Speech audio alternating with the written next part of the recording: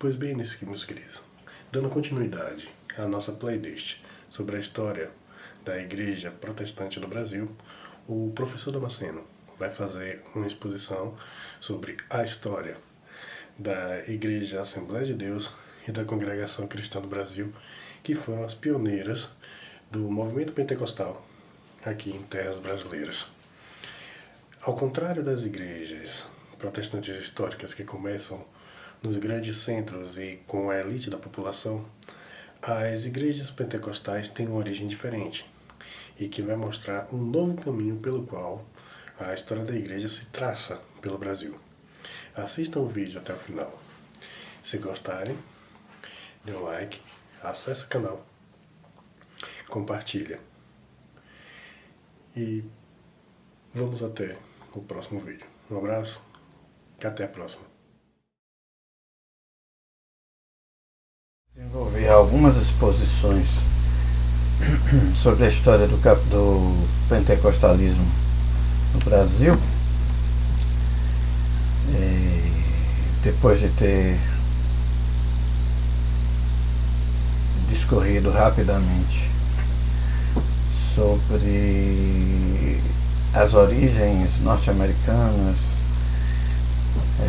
e a chegada dos três primeiros missionários pentecostais em terras brasílicas, que deram origem, respectivamente, em 1910, à Congregação Cristã do Brasil, em 1911, a Missão da Fé Apostólica, depois definitivamente chamada de Assembleia de Deus, Luigi Francesco, Daniel Berg e Grunar Vinkri. Bom, é preciso salientar, para começar essa exposição, que haja um bom número de trabalhos acadêmicos, tanto do ponto de vista da academia da história, quanto do ponto de vista da sociologia, da antropologia, e também daquilo que a gente chamaria de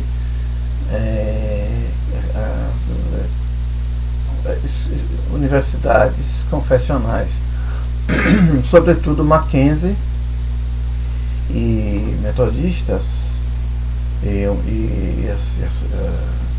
são bastante prolíficas em trabalhos, bons trabalhos, inclusive, discutindo essa questão, a chegada, as origens, o desenvolvimento, as ramificações do pentecostalismo no Brasil. Evidentemente que há talvez 30, 40 anos atrás, isto ainda não fosse tão abundante. O que se possuía era em grande parte, os trabalhos apologéticos das próprias denominações, Assembleia de Deus, e outros grupos que surgiram depois, que serão o objeto dos nossos comentários nesse e no próximo vídeo. E um trabalho da USP, desenvolvido por Émile Leonard, um historiador francês, que é contratado pela USP e que assume a cadeira que era de Brodel, na jovem Universidade de São Paulo. Bem, então já falamos brevemente da chegada da Assembleia de Deus, É bom salientar que em 20 anos de terem seus dois primeiros missionários desembarcado no Pará, em Belém, 20 anos depois já estava praticamente em todo o Brasil, pelo menos em todo o Brasil litorâneo, né? Já no Rio de Janeiro e na Guanabara, né? E em Santos e tal.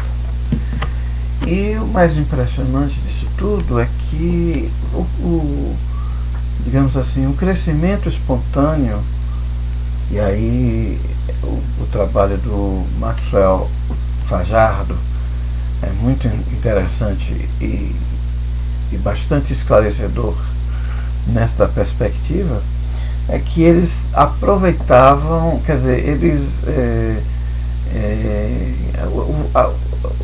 o voluntarismo que sempre marcou até bem pouco tempo a marcha, vamos dizer assim, da Assembleia de Deus, era impulsionado pelo momento econômico social que o país vivia. Então, os missionários, os suecos, Berg e Vingre, chegam no Pará praticamente no final do sonho da borracha,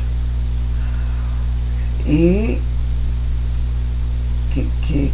o que obriga grande parte daqueles nordestinos em geral que foram para aquelas paragens em busca de riqueza, em busca primeiro de sobrevivência, mas logo depois se afigurou uma certa possibilidade, né, alguma possibilidade de riqueza. O sujeito teve que retornar para o Ceará, para o Maranhão, para o Rio Grande do Norte. Só que aí eles já retornavam imbuídos do propósito de fazer crescer a fé cristã, mais precisamente a fé pentecostal. Bem, então até os anos 30, a Assembleia de Deus e a Cristã do Brasil praticamente se mantinham sozinhas, pioneiras, embora grupos menores, principalmente de fruto da própria Assembleia de Deus, né, se formassem ao longo do país, ao longo do território brasileiro, mas que mais dia menos dia acabava se juntando à Assembleia de Deus. É, por exemplo, o caso de São Cristóvão, né, da que depois foi chamada Assembleia de Deus da Missão, no bairro de São Cristóvão, no Rio de Janeiro. Primeiro, o Vingre fez contato com algumas lideranças de uma igreja e não teve lá muito boa receptividade, mas depois um grupo resolveu se desconectar, se desligar dessa igreja e convidar a Vingre para tomar conta do ponto de vista pastoral da congregação que se iniciava com aquele descolamento, né? Então, muitas vezes os núcleos se formavam antes mesmo da chegada dos prelados, né? Como é que chama? Dos ordenados e tal. Depois é que esse grupo acabava se incorporando à orientação eclesiástica da Assembleia de Deus. Bem, nessa exposição eu gostaria de falar muito rapidamente de dois grupos que também vieram para o Brasil no rastro dos avivamentos da Rua Azusa e dos que se seguiram, né? Chicago, Illinois, Arkansas, né? Mas praticamente todos eles com ramificação, com ponto de partida no trabalho do Seymour, né? Na Rua Azusa. Uma outra observação antes de entrar nesses grupos é que as narrativas, digamos assim, de ponto de partida, principalmente das igrejas que vieram para cá, para o Brasil, acabaram por, digamos assim, colocar de lado Charles Parham e sua escola, a partir de quem o William J. Seymour acaba aprendendo, acaba tomando contato com a fé pentecostal e, digamos, sendo o responsável pelas pregações e pela disseminação daquilo que se deu na Azusa Street, né? Azusa Street. Meu inglês é bom. Então o discípulo acaba sendo colocado na proa, né, da difusão do pentecostalismo, em detrimento do Charles Parham, que teria sido, digamos assim, do ponto de vista intelectual, do ponto de vista metódico, o iniciador do processo na Califórnia, na Chicago, em Austin, em vários pontos onde ele, principalmente Austin, no Texas, onde o William Seymour toma contato com o Evangelho renovado, o Evangelho pentecostal. E um outro detalhe curioso é que a primeira igreja batista de Belém, involuntariamente, acaba se antecipando às suas congêneres dos anos 60 e 70, também do século XX, no processo de renovação, né? Só que ela não se assumiu, não se quis denominar renovada e preferiu excluir a turminha do Espírito Santo, né? Para que essa turminha viesse a formar a Assembleia de Deus. Pois bem, então nos anos 30, depois de várias idas e vindas nos Estados Unidos, e me parece que em 1917, enfim, cerca de 20 anos antes, 20 anos depois de se consolidarem nos Estados Unidos, chegam aqui no Brasil os grupos que iriam formar a chamada, que ainda existente hoje, aqui em Alagoinhas mesmo tem, mas bem espalhada pelo Brasil, a Igreja de Cristo Pentecostal no Brasil. É interessante que esse nome, esse título, ele é ambíguo, né? Porque dá a impressão que Cristo é pentecostal. Então você teria um Cristo pentecostal, um Cristo batista, um Cristo católico, né? Um Cristo adventista, né? Então, a Igreja de Cristo Pentecostal no Brasil, segundo Wallace Silva, essa nomenclatura nos princípios da sua implantação, ela possuía uma grafia com uma pontuação de pausa, uma vírgula, que, segundo ele, é possível que tal sinal de pontuação quisesse tirar essa ambiguidade, Igreja de Cristo, vírgula, Pentecostal no Brasil. Quer dizer, que na verdade eles fizeram uma tradução literal do nome norte-americano, né, do título norte-americano. Eu não saberia dizer, porque meu inglês é péssimo, mas mesmo os frágeis em inglês como eu sabem que geralmente o adjetivo antecede ao substantivo na língua norte-americana, né? Então, quem fez a tradução provavelmente não tinha esse domínio, né? Enfim, ficou Igreja de Cristo Pentecostal no Brasil. Então, é o Cristo Pentecostal que chega, né? Bom, para desbancar o Cristo presbiteriano, para desbancar o Cristo batista e por aí vai. A propósito, grande parte, como já se disse, desses movimentos de avivamento, eles têm sua origem, digamos, eclesiástica, teológica, naquilo que nós chamamos de igrejas protestantes históricas, mormente presbiterianos, metodistas, que alguns autores acreditam ao ramo anglicano, e batistas.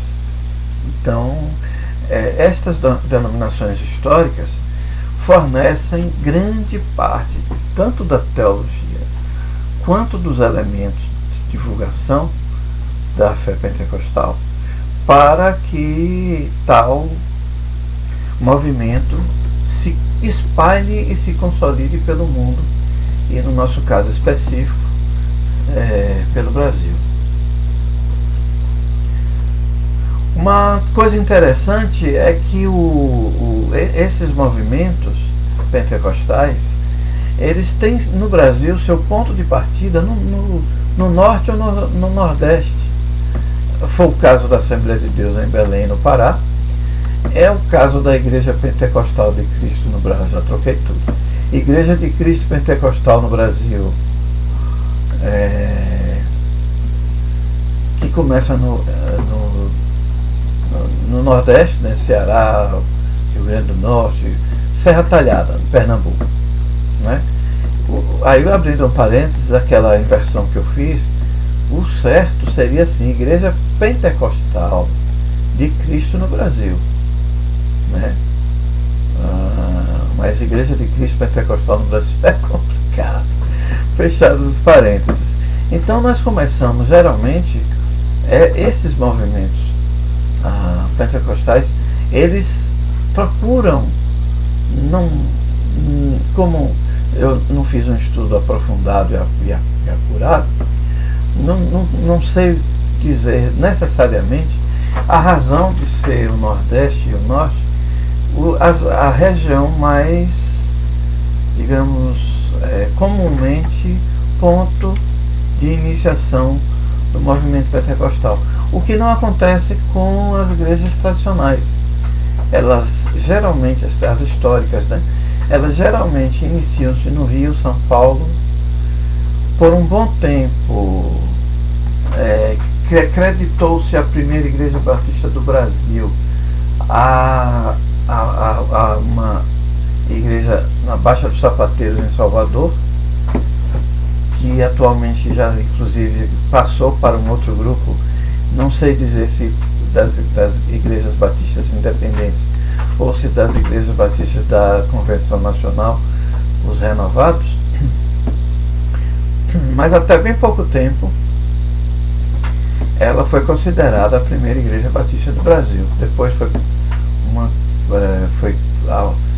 depois de terem feito determinados estudos, análises e tal, chegaram a uma igreja batista no interior de São Paulo. Quer dizer, fora essa controvérsia, todos os movimentos pentecostais, eles têm como ponto de iniciação o norte ou o nordeste brasileiro. Nessa mesma linha, e com menos vigor, porque houve várias interrupções, a chamada Igreja de Deus, que aqui se chamou Igreja de Deus no Brasil. E convém chamar a atenção para o fato de que os movimentos, segundo os autores com os quais eu tenho tido contato até agora, o movimento da Azusa Street, inicialmente, como alguns deles afirmam, interraciais, acaba cindindo por conta exatamente da forte aversão racial que ocorre, que ainda hoje, em 1º de junho de 2020, persiste na América do Norte unida, né? United States of America, né? Com o tempo elas se separaram. O grupo de negros daquele grupo maior fica e conforma a Assembleia de Deus, Assembly of God, né? Que também foi uma tradução literal, nos Estados Unidos, enquanto que os brancos, né, os grupos formados por brancos, se agregam em torno da Igreja de Deus, né? Igreja de Deus. Aqui no Brasil não ocorre um pouco o inverso disso, né? A Assembleia de Deus, ela não vem com essa característica racial, e por razões óbvias, né? Ela se consolida enquanto majoritariamente membros conversos do chamado catolicismo popular e em alguma medida das chamadas religiões nativas e religiões de matriz africana, e claro, com uma mestiçagem bastante considerável, né? No que tange a conformação do seu corpo de membros. A Igreja de Deus no Brasil, ela sofre, como disse, algumas soluções de continuidade. Tem uma tentativa de se estabelecer em Goiás e depois acaba se estabelecendo no sul do país, Santa Catarina, Paraná, se espalha por ali e se consolida por ali, por aquele espaço.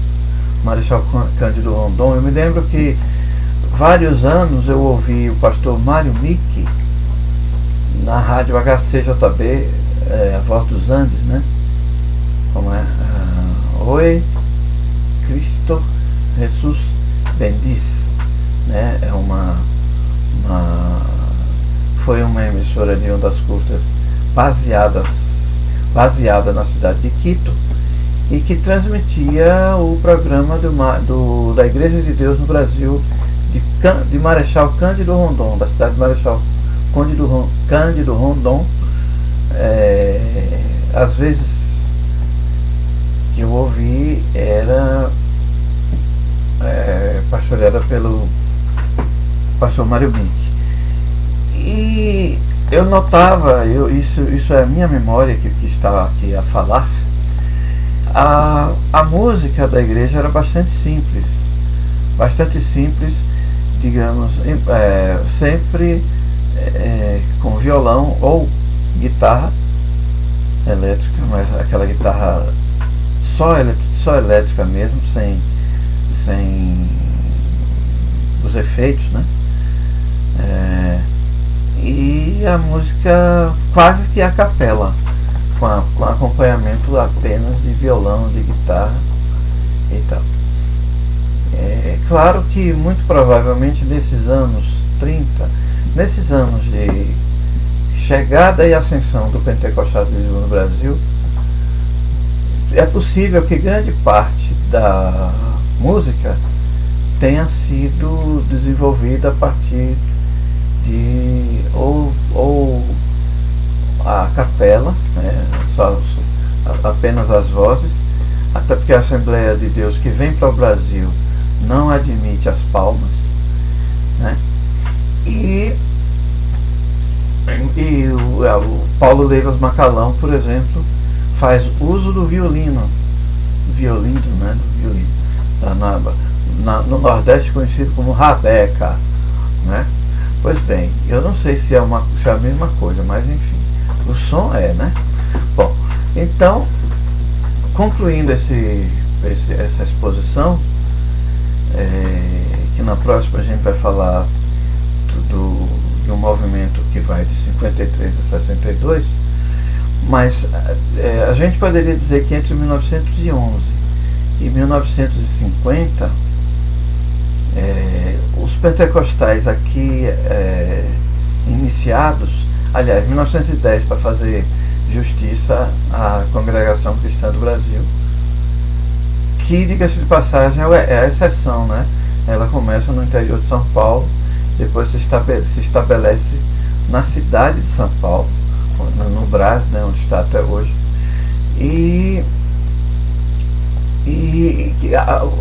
quer dizer, se desenvolve o pentecostalismo, nascido, portanto, em 1910 e até 1950, ele se desenvolve, sendo que na última década, entre 40 e 50, desse período, ele cresce majoritariamente no mesmo ritmo que cresce o processo de urbanização, né, da América Latina como um todo e do Brasil em particular. Sobretudo a industrialização em São Paulo e o atrativo exercido pelo Rio de Janeiro na condição de capital federal,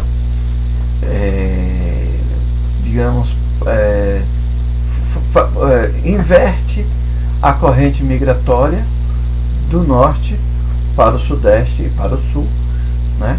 No sentido de que todas as denominações até 50 existentes, todas as igrejas pentecostais até ali existentes, experimentaram impulsos, evidentemente que de acordo com a dinâmica de cada um de suas convenções, de seus coletivos, né, no sentido de um crescimento exponencial, inclusive fazendo frente às igrejas históricas que tinham outras características, mas que não conseguiam o nível de crescimento e de expansão que esses grupos pentecostais conseguiam. E um dos elementos principais desses grupos pentecostais, todos eles, Cristã do Brasil, menos, né, um pouco menos, mas Assembleia de Deus, Igreja de Cristo Pentecostal no Brasil e Igreja de Deus no Brasil, é o voluntarismo, né? A responsabilidade, vamos dizer assim, que cada um dos seus membros toma sobre si na tarefa de desenvolver e de propagar, fazer expandir a fé pentecostal. Abraço a todos, até a próxima exposição. E se você gostou do nosso conteúdo, não se esquece de se inscrever no canal, deixa o seu like, ativa as notificações e nos siga nas nossas redes sociais.